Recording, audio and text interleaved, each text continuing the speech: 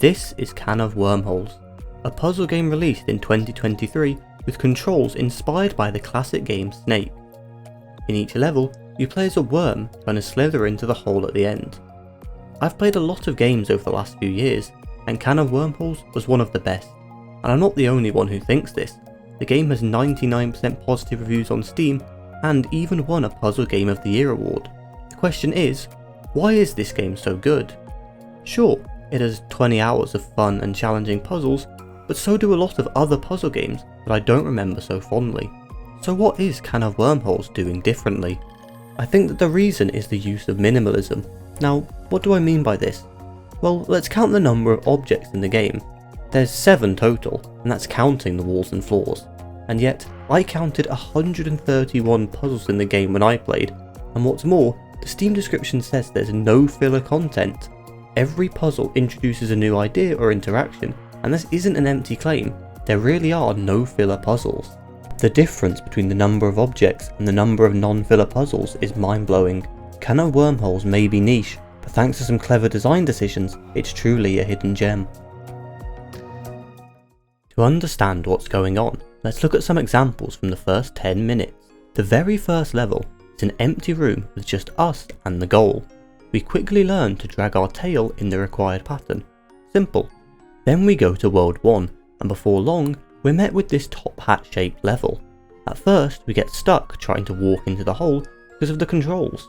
We quickly realise that in order to get in, we need to straighten out and then back up over it, since we can only go back in the direction our tail is pointing. This is an example of how while the worm's movement is simple, the developer has truly thought of every possible way to make a puzzle out of it. Instead of making a new puzzle and thinking, what new object can I make for this level, they instead thought, how can I come up with a new idea using the building blocks already in the game? Perhaps a level where they need to keep their tail out of the way, or a level where they need to learn to turn around in a tight space. And this is before we start introducing the objects that we do have, like the pellets we see in level 5 that make your tail grow. Now we can have a level where the player needs to grow to cross a gap, a level where they have to stay small to avoid being stuck, a level where they use their tail to push pellets, and so much more. We truly see every single element of Can of Wormholes used to its fullest potential, and this is what I mean by minimalist design. Let's quickly take a look at what minimalism means. The word itself comes from the Latin minimus, which means least, and it became popular in the 1960s when it was used to name the new art movement, categorised by extreme simplicity and a literal approach. At the time, architect Van der Rohe coined the phrase "less is more" to describe the philosophy behind the movement. But it wasn't just artists trying to make the most simple art they could, rather reducing art to its essentials and trying to achieve the greatest effect with the least elements. In a sense, minimalism is art about the beauty of optimization. So for games then, I think minimalist design is not just simplicity. This is the original soccer band from 1982. It's super simple and it's about as fun as it looks.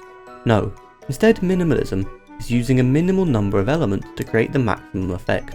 I think another great example of this is the way Celeste uses obstacles in its levels. Celeste is a platformer game released in 2018 by indie devs. It was a huge success, selling millions of copies across all platforms. The game's formula is pretty simple. You jump, dash and climb your way through each screen, avoiding a variety of hazards and using a variety of useful objects to get through the levels. The devs could have filled each level up with moving platforms, projectiles and all kinds of crazy new obstacles, but instead they choose to reuse and remix elements. In the first level, the player encounters traffic blocks. When touched, these blocks zoom along their tracks, stopping at the end. At first, the player needs to use them to cross a gap. Then they have to let go mid-travel, then they must launch themselves with the momentum, then they must avoid launching themselves with the momentum. Then in a later level, the player encounters dash blocks. These work just like traffic blocks, but are triggered when the player dashes instead of by touch. Throughout the level, the player pulls off similar tricks to before, with the new remixed rule, and some new tricks taking full advantage of the dash triggering. And then in an even later level, the player encounters crush blocks. Same stuff as before, but now you dash into a side to launch it in that direction.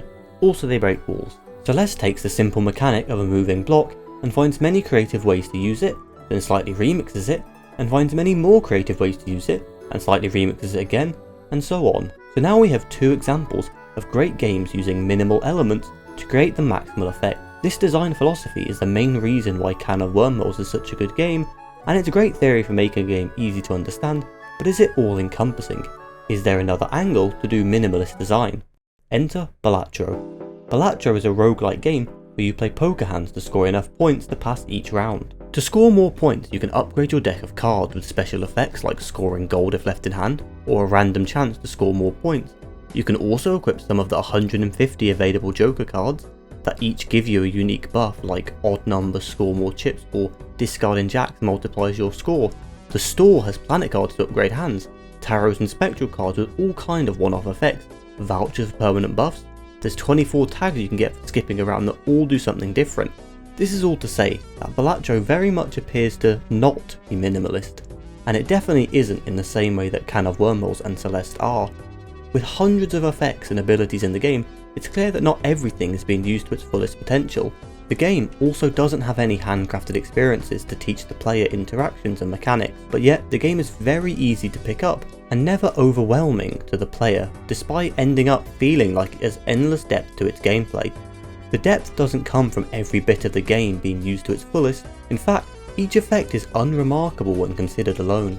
The magic happens when these unremarkable effects come together as the player progresses through a run, stacking effects like instruments in an orchestra all playing together, and the result is a beautiful symphony of synergy and strategy. The reason the game works like this is because the effects are designed to synergize with each other in creative ways. Take for example, Mail-in Rebate, a joker that gives you money for discarding a randomly selected specific number. We can also use tarots and jokers that change the number of cards in our deck to make the number we want more likely to be rolled by rebate, and we can add in a drunkard or wasteful voucher to get more discards for more money. I would say this is another form of minimalist design, not on a macro scale like Can of Wormholes, but instead it's minimalism on a micro scale. Effects are designed to be as simple as possible while synergizing with as many other effects as possible. As a result, Balatro's mechanics feel like a giant spiderweb. So now we have two approaches to minimalism in game design. Each approach lends itself very well to their respective genres from our examples, a roguelike with hundreds of simple effects, or a puzzle game slowly innovating on its own mechanics. But the common thread is that through minimalism, the games are made easy to pick up and understand while still giving players tons of depth. We can break down everything we've seen to 3 simple rules. Start with something simple and easy to understand, build up to something greater, either via a carefully crafted journey of discovery or via the coming together of many simple elements, and most importantly, be creative with what you have, like Can of Wormholes exploring every interaction, like Celeste remixing its obstacles, like Balatro with all its synergies. Coming full circle back to the question of why Can of Wormholes is good, we see it follows the 3 rules brilliantly. With a handful of objects, the developer finds hundreds of bright ideas and wickedly creative interactions, and weaves each into their own puzzle, resulting in a game that constantly blows your mind whilst never overwhelming you. This is what makes Can of Wormholes a hidden gem. Thanks for watching this video to the end. This style of video is different from what I've done before, but I've wanted to try something like this for a while. I enjoyed making it, and I hope you enjoyed watching it too. If you did, please consider liking and subscribing to support the channel. I'm also working on my own game, Swope, a Minesweeper roguelike. You can wishlist it on Steam, or check out some of the devlogs on this channel if you're interested. Anyway, thanks again for watching and have a great day.